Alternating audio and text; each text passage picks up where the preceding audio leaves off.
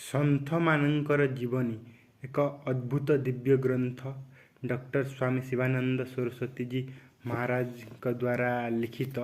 ଏହି ପୁସ୍ତକରେ ଆମେ ସବୁ ଧର୍ମର ସାଧୁ ସନ୍ଥ ମହାମାନବମାନଙ୍କର ଜୀବନୀ ପାଇପାରିବେ। ଆପଣ ଦେଖୁଥିବେ କି ଯେଉଁ ଆମର ପୁରାତନ ଭାରତର ସାଧୁ ସନ୍ଥଗୁଣ ବିଷୟରେ ଅଛନ୍ତି, ପ୍ରୋଫେଟ୍ସ ଯେଉଁମାନେ ଅଛନ୍ତି ସେମାନଙ୍କର ବିଷୟରେ ଲେଖାଯାଇଛି, ଆଚାର୍ଯ୍ୟମାନଙ୍କ ବିଷୟରେ ଲେଖାଯାଇଛି। ଏତେ ଆପଣ କେଉଁଠି ବି ପାଇପାରିବେନି।